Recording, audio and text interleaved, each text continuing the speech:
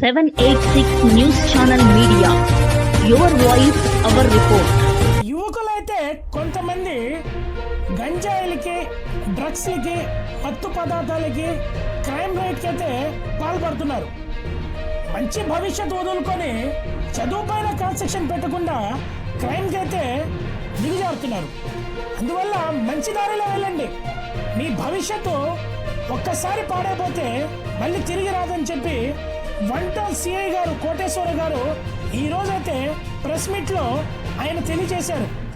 ఏదైతే మంచిగా బతకండి, సమాజంలో 4 సేవా కార్యక్రమం చేయండి, 10 మందికి ఉపయోగపడమని చెప్పి సిఐ గారు అయితే తెలియజేశారు. ఈ మధ్య కాలంలో అయితే నెల్లూరులో అయితే మర్డర్లు జరుగుతున్నాయి. విచ్చలవిడిగా క్రైమ్ రేటు పులివెందుల రేంజ్ లో, కడప రేంజ్ లో నెల్లూరు అయిపోయింది. అసలు కొంతమంది అయితే నెల్లూరులో రావడానికే భయపడుతున్నారు. అలాగా జరుగుతుంది. అందువల్ల పోలీసు వాళ్ళు అయితే కూడా స్ట్రిక్ట్ గా ఒకటైతే కౌన్సిలింగ్ ఇస్తున్నారు రౌడీ షీటర్లందరికీ. ఎవరు కానీ రౌడీలు ఎక్కువ ఓవర్ యాక్షన్ చేసి సెటిల్మెంట్ లో మధ్యస్థాలు చేస్తే ఖచ్చితమైన పీడియాక్ట్లు పెట్టి జైలుకి పంపిస్తామని చెప్పి పోలీస్ డిపార్ట్మెంట్ అయితే తెలియజేస్తా ఉంది. 786 మీడియా ఎక్స్క్లూజివ్ రిపోర్ట్. నెల్లూరు 1వ పట్టణ ప్రజలకు పోలీసు వారి విజ్ఞప్తి. ఈ మధ్య యువత ఎక్కువగా చెడు వ్యసనాలకు అలవాటు పడింది. గత 5-6 సంవత్సరాల నుంచి యువత మీద కంట్రోల్ లేదు. మొదటిగా తల్లిదండ్రుల పర్యవేక్షణ చాలా ఇంపార్టెంట్.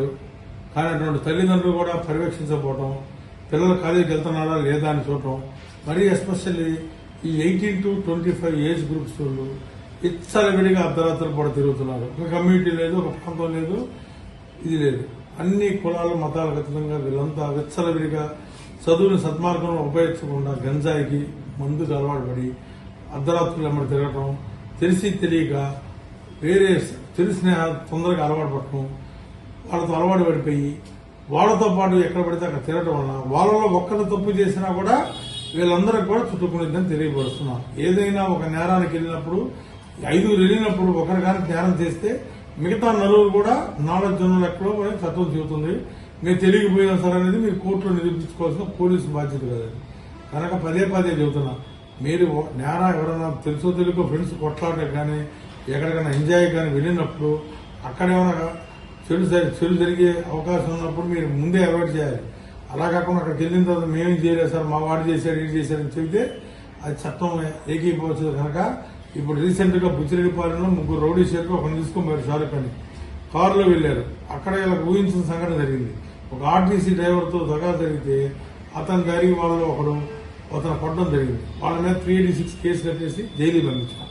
ఇక్కడేమో కారు దౌర్జన్యం తీసుకుపోయారు, అదో కేసు పెట్టాం. వీళ్ళకి జైలు నుంచి సుమారు ఒక 2 నెలలు బయటకు రాదు. ఒకరు చేసిన దానికి 4 ప్రత్యాతాపడాల్సి వస్తుంది. కనుక పదే చూస్తున్నాము, యువత గానీ ఎవరన్నా రౌడీ షీటర్లు గానీ సస్పెక్ట్లు గానీ రాంగ్ రూట్ లో వెళ్తే కఠినంగా శిక్షిస్తామని రీసెంట్ గా చాలా మందిని జైలు పంపించాం.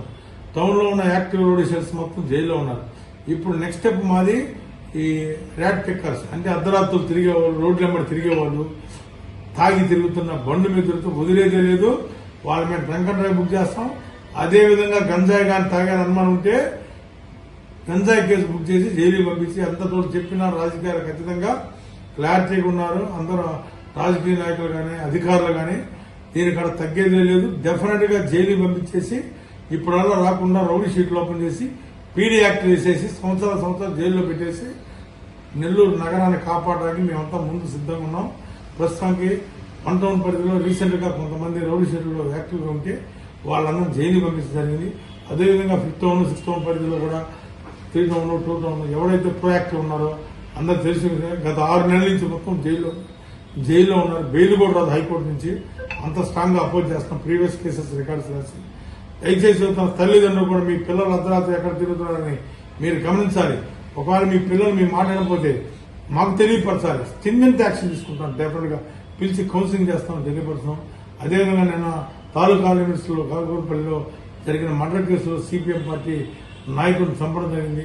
దాన్ని వెనకున్న వాళ్ళందరి మీద గంజాయి కేసులు, ఎవరైతే గంజాయి అమ్ముతున్నారో, గంజాయి ప్రోత్సహిస్తున్నారో వాళ్ళందరూ కూడా కేసులు కట్టి జైలు పంపించేసి ప్రజలకి అందుబాటులో ఉండేందుకు పోలీసు ఎల్లవేళ ఉందని తెలియపరుస్తున్నాం. Thank you. వీడియో కనుక మీకు నచ్చినట్టయితే please like, share, follow, subscribe, పక్కనే ఉన్న బెల్ ఐకాన్ ని ప్రెస్ చేయండి.